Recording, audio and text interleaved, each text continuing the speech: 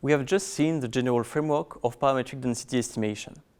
Of course, there exist many more probabilistic models for density estimation. Now we turn to non-parametric density estimation methods, and we're going to start with histograms. Histogram aims at dividing the space into a set of regular intervals of the form ij, whose expression is given here. There is a reference point x0, and then all intervals are of size h.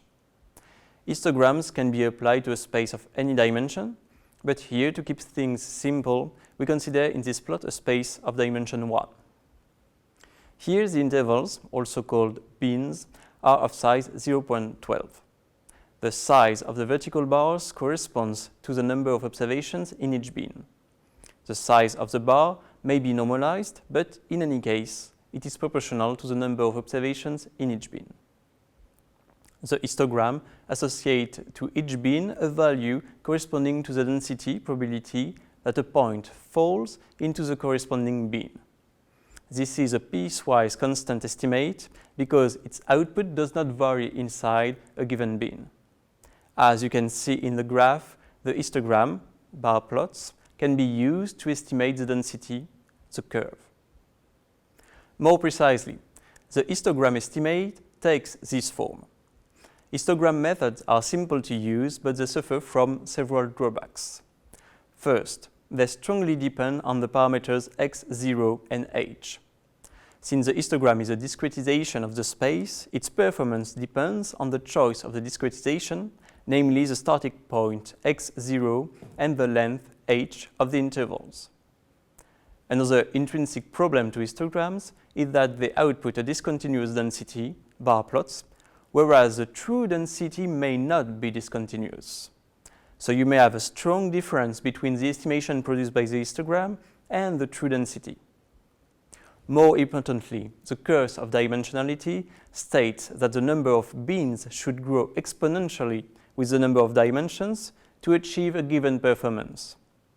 In practice, if the input space is of dimension 100, the required number of bins prevents you from using histograms unless you have a number of observations which is exponential in the dimension, which is very rare. Histograms are therefore not well suited for high-dimensional problems. However, they remain useful for visualization in small dimensions. Now, a natural question would be how to choose h. To answer this question, we will need to do some theory. First, assume that x belongs to the interval 0, 1, and consider the regular grid whose intervals ij are given by the first equation. Each interval is of size h, and our problem now is to choose h. We have the following theorem, which gives the error of the histogram density estimate based on several parameters. More precisely, assume that f is twice differentiable and has support included in 0, 1. Considering the histogram estimator above, its mean integrated square error is given by equation 14. The mean integrated squared error depends on n, h, and on the derivative of f. Now, an exercise: can you prove this theorem? You can pause the video. It will take some time to derive the answer.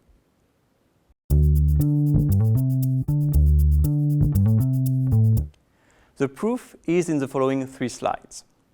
First, a very generic method to help you to express the mean integrated squared error is to use the bias variance decomposition. You start with the definition of the mean integrated squared error in 15. Since everything is integrable, you can use Fubini's theorem to invert the integrals and use the piecewise constant nature of the estimate to decompose it into a finite sum. To obtain 18, you need to put inside the square the bias term, which is the expectation of f and h hat of x. The cross product term is null because you have incorporated the bias. We can now notice that nh f and h hat of x is a binomial random variable because of the definition of the histogram estimate with parameters p, j, and n. Therefore, one can compute its expectation and its variance and obtain 19. Plugging in 19 into 18, we obtain another expression of the mean integrated squared error. This expression is given in equation 20. By decomposing the square term and rearranging the terms, you obtain equation 21. The problem with this quantity is that it is not obvious to see that it tends to 0 because the first term is an integral which does not depend on n nor h. Fortunately, this quantity is going to compensate with a part of the last term. To see that, just consider the left term in equation 23, which results from the first term in 22 and a part of the last term in 22. The first equality is obtained by decomposing the term on the right-hand side, and equation 24 results from rearranging the terms. Since f is twice differentiable, we can control the term inside the integral if h is small enough. More precisely, we have equation 25 because of the regularity of f.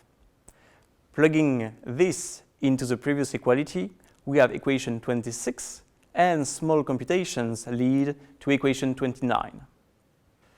Therefore, using the bias variance decomposition we have already computed, the mice is given by equation 31. This was the formula given by the theorem, so we have finished the proof. For the mice to tend to 0, we thus need to have n tending to infinity, h tending to 0, and nh tending to infinity.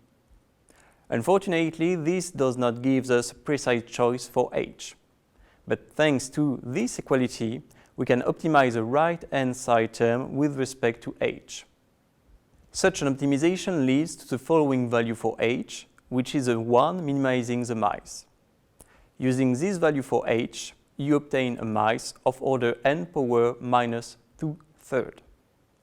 We could show that this rate is not optimal over the class of twice differentiable function.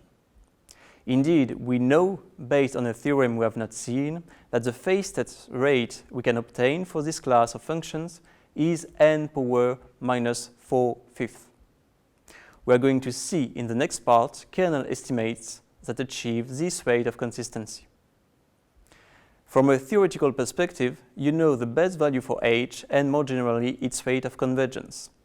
Unfortunately, in practice, it is often impossible to know the value of the derivative of f. Instead of using such a method, you prefer to use cross-validation, testing many different values for h and choosing the one leading to the best performance. Anyway, this theorem tells us that we may need to consider more complex estimators than histograms, since they are not optimal.